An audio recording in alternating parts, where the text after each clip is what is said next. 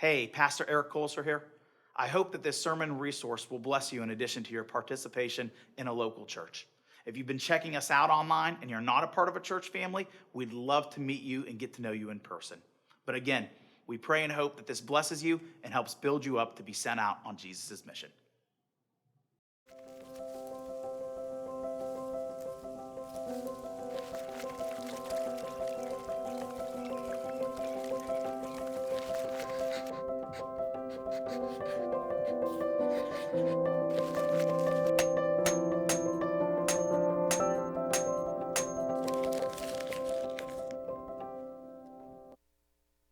Good morning. So good to be here with you to deliver God's Word. Message this morning. If I have not met you yet, my name is Andrew Felker. I serve as the student minister here. It's good to be standing here before you, delivering God's Word from Luke chapter 23. If you're visiting here, it's our regular rhythm to go through books of the Bible about 3/4 of the year. We'll go through a book verse by verse. So what we talked about last week, we're talking about the next part of that this week, and we'll talk about the next part the next week. This morning, we have come to the story of Jesus and Barabbas. In this story, we're going to see the best deal or the greatest exchange ever made. The death of Christ, the innocent, in exchange for the freedom of the guilty. While you're turning there to Luke 23, starting in verse 13, I want to tell you a little fun story of when I was in the third grade. When I was in the third grade, I had this teacher named Miss Hayes. She was a huge South Carolina Gamecock fan, and she had a Gamecock magnet proudly displayed on the very top of her whiteboard in the class in front of everybody that would come in. They would see this magnet at the top of her board.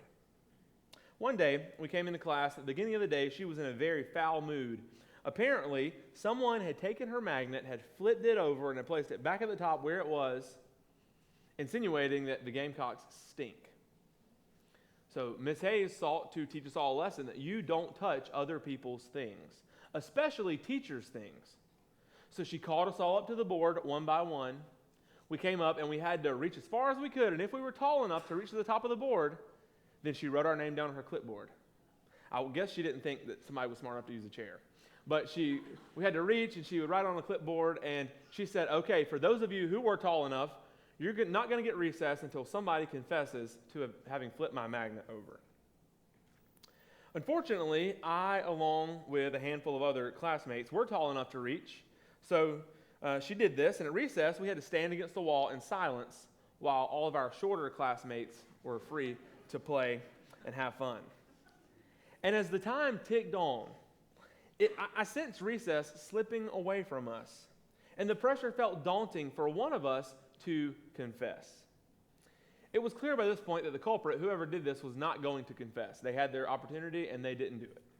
If there was going to be any hope for the rest of us, someone was going to have to just take one for the team and sacrifice himself. It was like I had a voice in my head telling me that I should do this, that I should confess, even though I knew that I was innocent, just so the rest of my classmates could just have the rest of recess at least to play.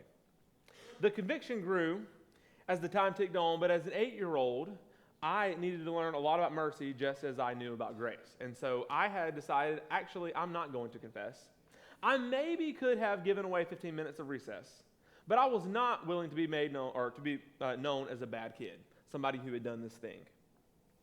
So at the very end of recess, after we had all stood there, all 15 minutes of that time, it's kind of a short time for recess, but as we all had stood there, the janitor walked up and he's wondering, what did all these kids do? Like, why are they all so bad?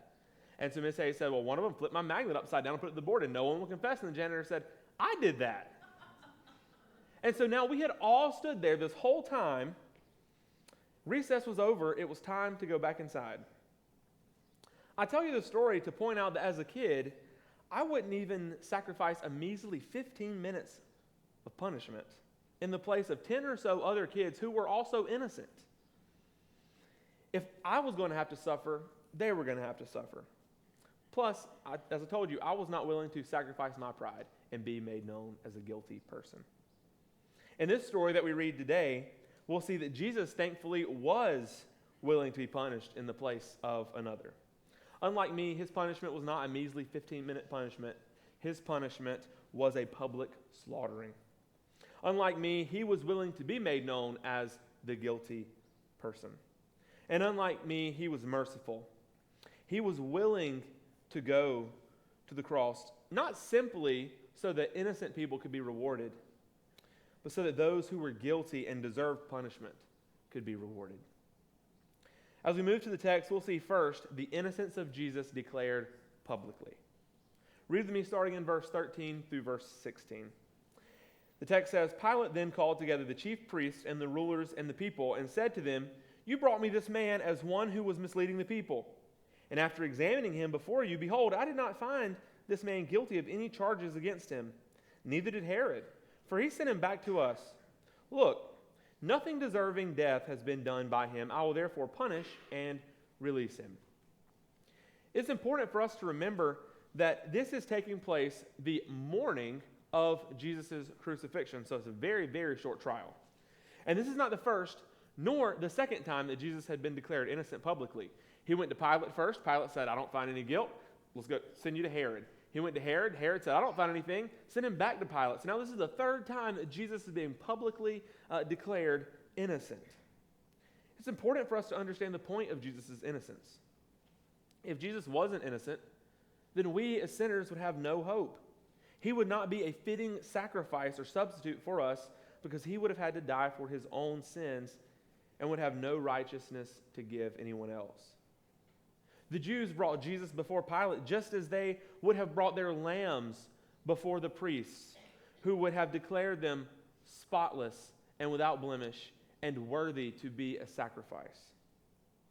The text says that the Jews brought Jesus forward with charges of misleading the people, but in reality, he was the only one directing them toward truth.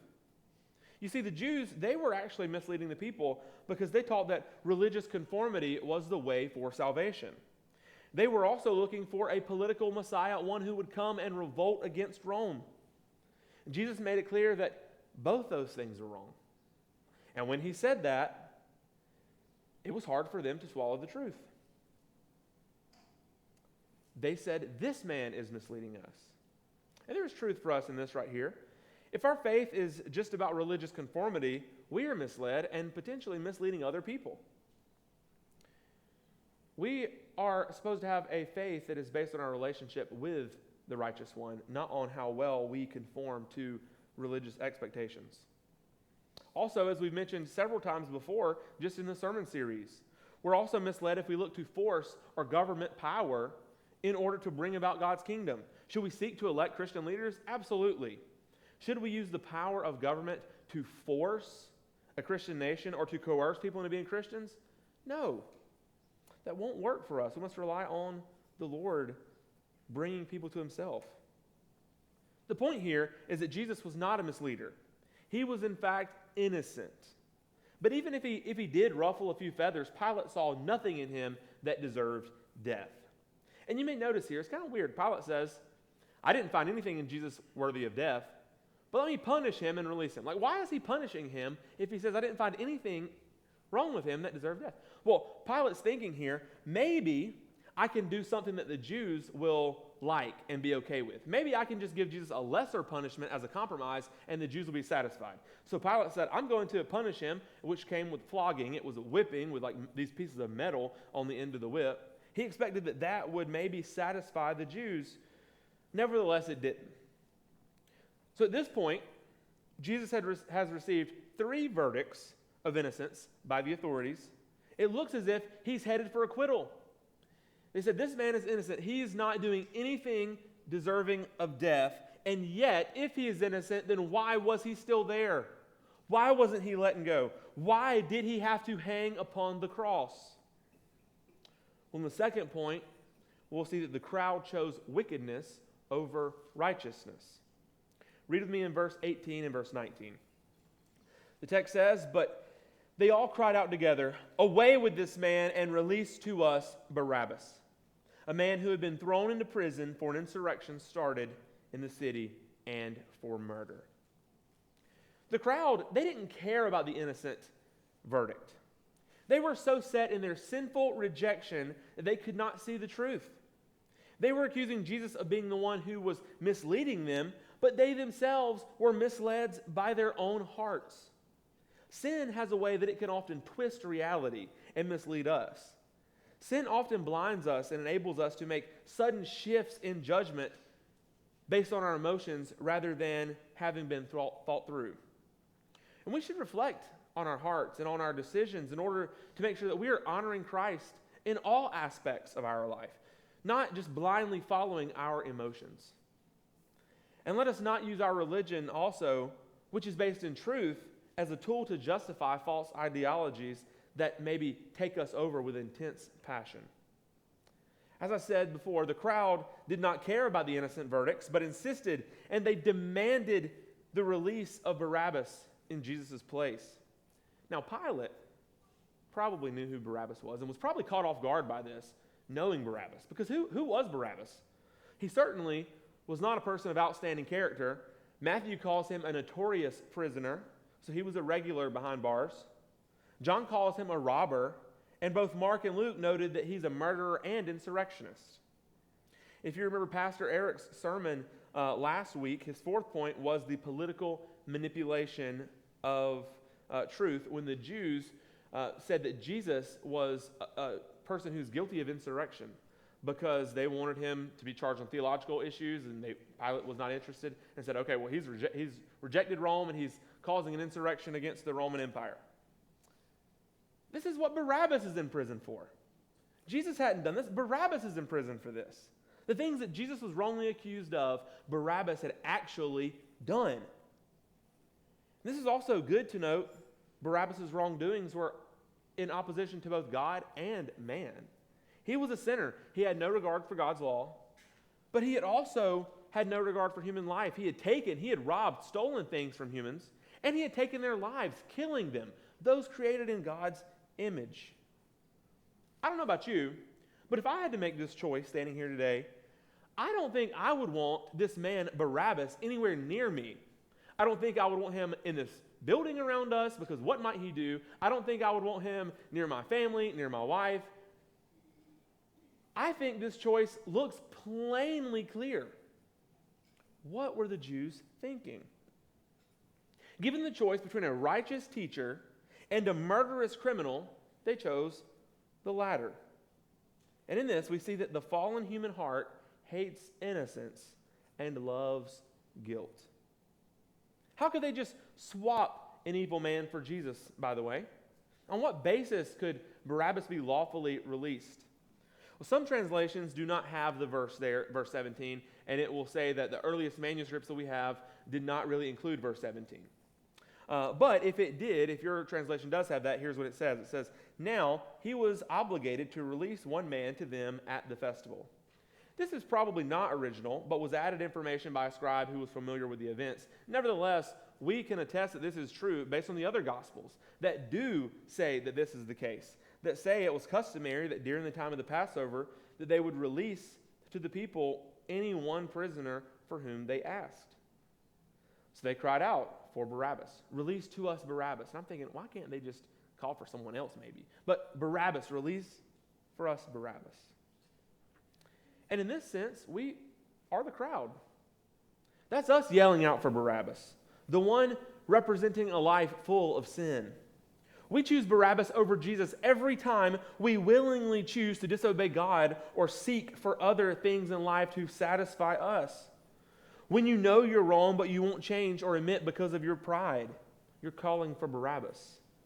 When you continue to hide sin from your family and friends, when you lie to cover your tracks, when you manipulate or use people to get your way, when you neglect or deny your responsibilities as a husband or wife or parent, when you put any other person or object of affection above the Lord in your heart or in your life, when you choose to sin, you're yelling out, "Give me Barabbas."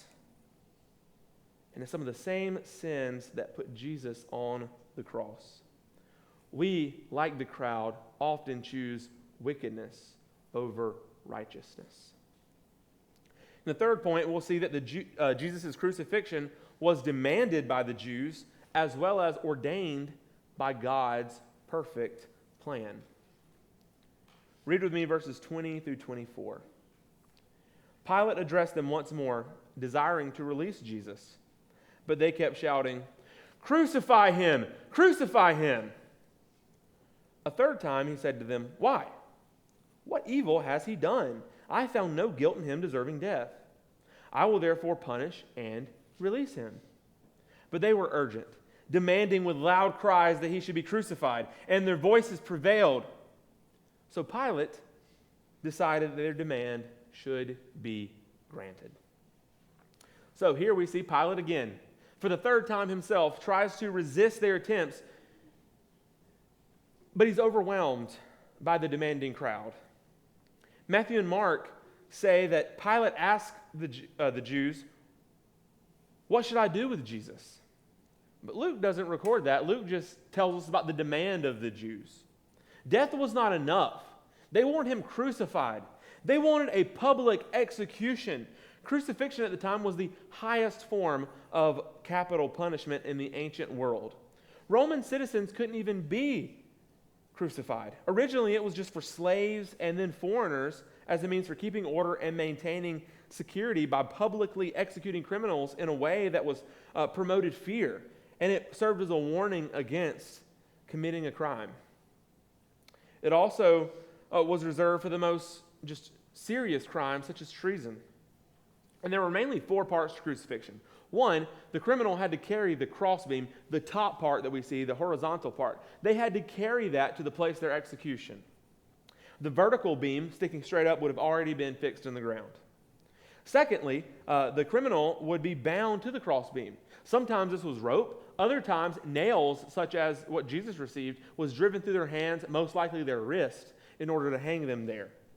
And then third, the crossbeam would be raised and fastened in the upright position so that the criminal's feet would not be able to touch the ground and be used to able to provide a way for them to take the weight off of themselves. And then lastly, a sign would be nailed to the cross publicly declaring the crime that this criminal had committed. The nails and the beatings that Jesus had received did not kill him, though. Death on the cross came by a slow suffocation. As one's arms were stretched out and their body hung down, the weight of their body caused their chest cavity to expand and be stuck in the inhale position. Because as you inhale, your chest gets bigger, and as you exhale, it gets smaller. And so in that, it was really, really, really hard for Jesus to exhale. It was hard for anyone who had been crucified to exhale because their chest had to retract. But their body weight was working against them. And after a while, they had no strength left in their arms to pull themselves up so that they could actually exhale. So they just had all that air in them slowly suffocating them without it being able to be forced out. The point here is that crucifixion was a vile and embarrassing death.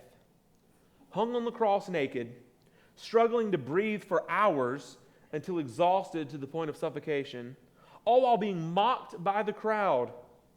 This death was not a lethal injection. It was a public slaughtering. And praise the Lord that it was done in public. The cross and later the resurrection is our assurance. We can now stand confident before the Father, knowing that our names have been engraved on the hands of Christ. It shows that we deserve what He received. It helps us understand just how serious God takes sin. It also shows how merciful the Lord is in willingly submitting Himself to this death for us. Now, Pilate tried again, a third time, to persuade them against murdering Jesus, saying that he had done nothing evil. However, the Jews were persistent. They were not requesting Pilate to punish Jesus. The Scripture says that they were demanding it. They didn't want to compromise. They didn't want to settle for Jesus to be beaten and released. They wanted justice for a crime that Jesus had never himself committed. John 19:12 shows us that they even taunted Pilate, saying, "If you release this man, Jesus, then you are no friend of Caesar."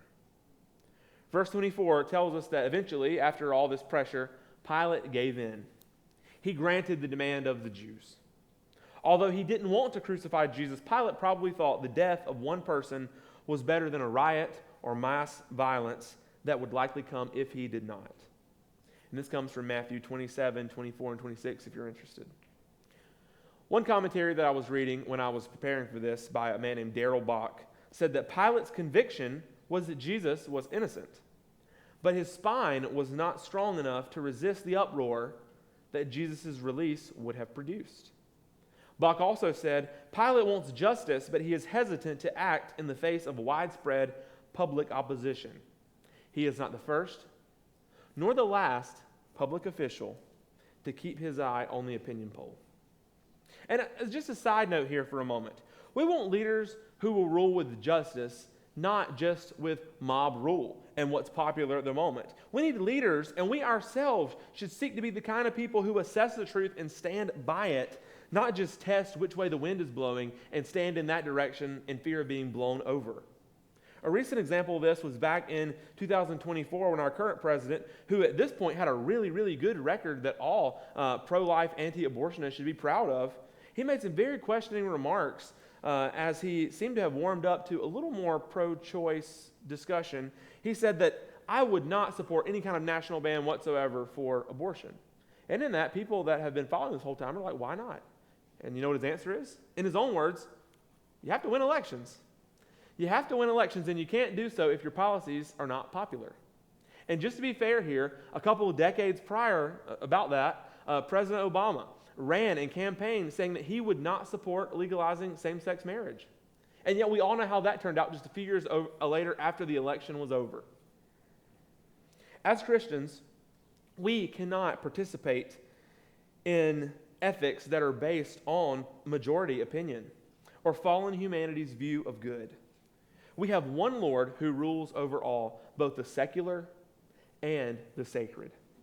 Truth is truth, no matter if 100% of people are behind it or only 1% of people. Now, getting back to Luke's story of Jesus, it's important for us to see here that Jesus' crucifixion was done at the hands of the Jews, but also by the sovereign plan of the Lord. In Peter's sermon at the beginning of Acts, he gives a pointed and sharp rebuke to the Jews, blaming them for Jesus' death, also noting that it was the Lord's plan. Acts 2, 22 through 23 says, Men of Israel, hear these words. Jesus of Nazareth, a man attested to you by God with mighty works and wonders and signs that God did through him in your midst. As yourselves know, this Jesus, delivered up according to the definite plan and foreknowledge of God. So there's God being planned in this, that Jesus was delivered up. He says, you crucified and killed him by the hands of lawless men. So there's their responsibility as well. In Acts 4, after Peter and John's arrest, Christians prayed to have boldness like theirs. They appealed to God's sovereignty in the action of Herod and Pilate, the Gentiles and the Jews, saying that these people did what the Lord's hand and plan had already predestined to happen. And since God was sovereign, even in the death of his only son, these Christians in the early church were able to hold on and speak with boldness, knowing that God is sovereign over all things. And they were able to use this boldness, knowing that God is sovereign even over the most vile things, to remain bold in their proclamation of the gospel. The message of the Bible is not necessarily that God overcomes opposition, but it's that he uses opposition. He works through opposition to bring about his planned purposes. Even the most sinful act in all humanity, which was the unrighteous death of the only righteous man to have ever lived, was ordained by the Lord. Now, God's sovereignty and humans' freedom must be held in tension without making God the author of evil. God literally cannot do evil because by his nature he is righteous. When God wills something to be done, though it may seem evil to us, it is in fact good because he is using it for good purposes, even if we cannot see it on all of its sides. Christ's death looks evil from our perspective, and the Jews certainly meant Christ's death, his crucifixion, to be used for evil. But the Lord destined it to take place even before the foundation of the world in order to display his mercy and his grace. What the world means for evil, God uses for good. And here, God used the Jews' demand that Jesus be crucified for his glory in achieving salvation for his people. In the fourth point, we see that Jesus, the innocent, is exchanged for Barabbas, the sinner. Read with me in verse 25. He released the man who had been thrown into prison for insurrection and murder, for whom they asked, but delivered Jesus over to their will. Now, Luke could have had stopped here. He could have just said, so Pilate delivered over Barabbas to them and he crucified Jesus. But instead, Luke wants us to remember. He doesn't want anything to slip our brains. He reminds us of the despicable human that Barabbas is. Luke wanted us to remember that he was not in jail for a misdemeanor, but he was in prison for insurrection and murder. Yet, at the end of the scene before Pilate, the innocent Jesus heads for the cross while the sinner goes free. He dies literally in an unjust person's place. What happened before Pilate that day is just a picture of what happened in the heavenly throne room as Jesus was declared guilty by the true judge, his Father, so that all those in whose place he died could, and eventually will, be declared innocent. And just to be clear, guilt looks different in all of us. My guilt looks different from your guilt. The sin that I struggle with may look different from the sin that you struggle with. You may not be a murderer or an insurrectionist like Barabbas. Nevertheless, you were guilty of rebellion of the Creator God of the universe, and you deserve death. The only reason Barabbas was able to be released and to be set free was because there was another who stood in his place, who died the death of a homicidal insurrectionist. Otherwise, Barabbas himself would have died. And in the midst of all the surrounding injustice, the grace of God shines through. We are in the same position as Barabbas. Barabbas' freedom is a portrait of our escape from death through the gracious work of Jesus Christ. We are released, set free from the death that we owed because Jesus took our places. This is what it means to be justified before God. All of our debt was laid upon Christ, and all of his righteousness was laid upon us, so that when we come to him with faith and repentance, we are seen as innocent.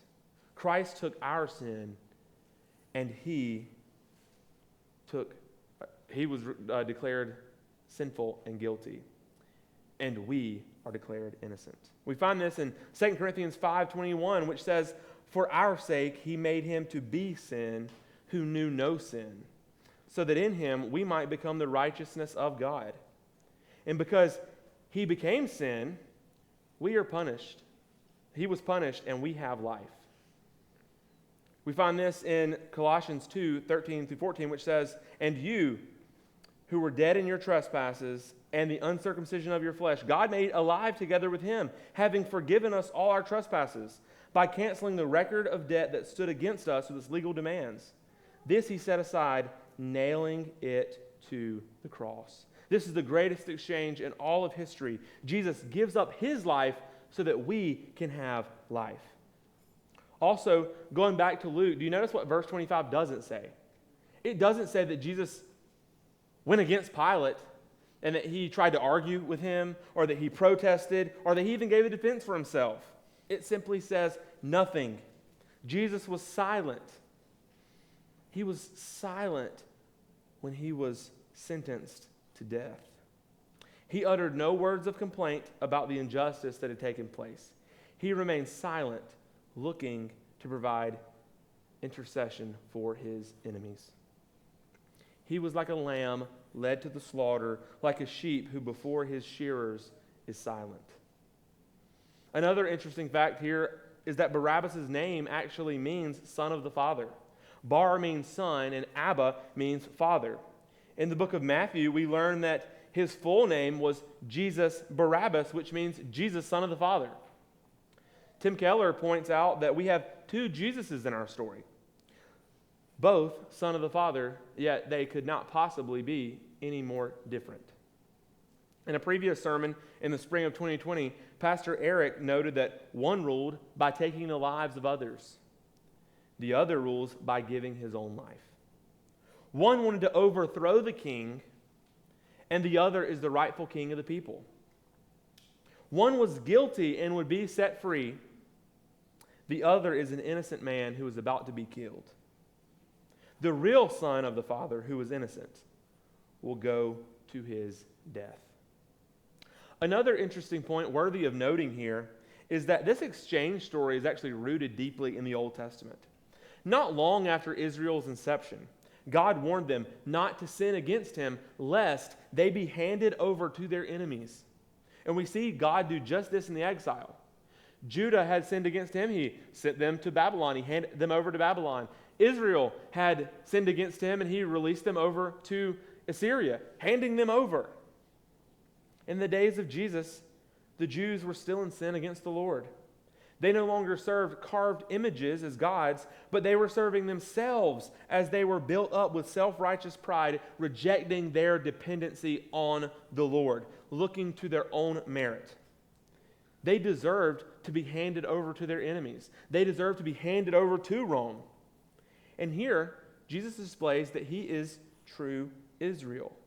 He, in the place of his accusers, was handed over to his accuser's enemy, the Roman Empire. He single-handedly took on the punishment that all the people of God deserved by being handed over to Israel's enemy, exiled and forsaken from the presence of God. And this is also a picture. In reality, Jesus was handed over to Israel's ultimate enemy, not Rome, but death. Jesus was handed over to death so that the people could experience life in the presence of God.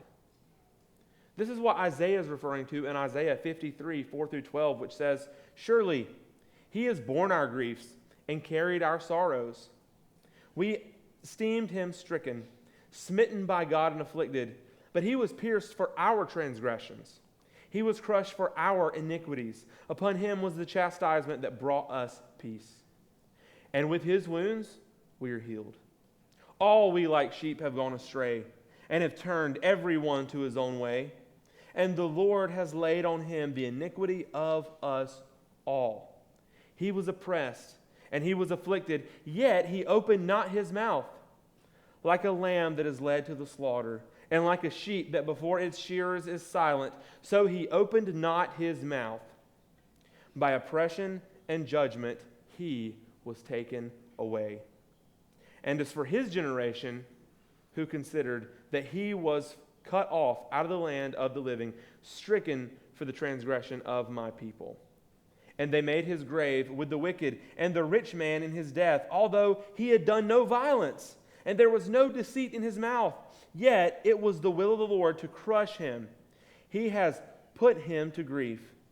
When his soul makes an offering for guilt, he shall see his offering. He shall prolong his days, and the will of the Lord shall prosper in his hand. Out of the anguish of his soul he shall see and be satisfied. By his knowledge shall the righteous one, my servant, make many to be accounted righteous, and he shall bear their iniquities. Therefore I will divide him a portion with the many, and he shall divide the spoil with the strong. Because he poured out his soul to death and was numbered with the transgressors, yet he bore the sin of many and makes intercession for transgressors." During the Civil War, there was a man named George Wyatt who was drafted into the military. He had a wife, and he had 6 kids that were all dependent on him. There was another young man named Richard Pratt. Pratt, having no wife or any kids of his own, decided that he was going to go into the war in Wyatt's place. So Pratt, Wyatt's representative, was accepted, and he joined the ranks bearing the name and number of George Wyatt. Before long, Pratt, unfortunately, was killed in action.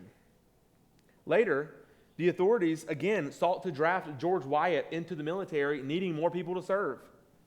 Obviously, he protested this. He said, "I've already died in the place of Richard Pratt. He's went into the military. He's died in my place. Therefore, my time, I don't owe anything else. I can't go in." He insisted that the authorities consult their own records as to the fact that Pratt, his substitute, had died in his place. Wyatt was thereby exempted from the war, having never even served himself. His debt to the war effort had already been paid because Richard Pratt had sacrificed his life so that George Wyatt would not have to. Wyatt did not find deliverance by fighting the law or seeking to bribe or please authorities. He took comfort in knowing that Richard Pratt had died so that his life could be guaranteed. This is a picture of what Jesus did for Barabbas. And this is a picture of what Jesus does for us. Earlier, I asked a question. I said, why was he there? Why was he hanging upon the cross? The answer is because we nailed him there. We called for his death, yet he went willingly so that we could be pardoned like Barabbas. So we have a choice. We can continue being the sinful crowd now, yelling out, "Give us Barabbas," by continually living in that sin that he died for, not caring what the consequences are. Or we can choose to be Barabbas, the guilty one for whom Christ died. If we choose the crowd, then our lives will be burdened because we have to carry the heavy weight of our sin. Yet, if we choose to actually put ourselves in the place of the guilty one, Barabbas, if we choose to actually acknowledge our guilt, our burden is very light. Christ has taken our sin and has carried it. The rest of our lives are lived in gratitude for the one who has taken our place. So the choice today, will you continue being the crowd yelling, "Give me Barabbas, the passions of the flesh that are sinful," or I am Barabbas, the one for whom Christ died?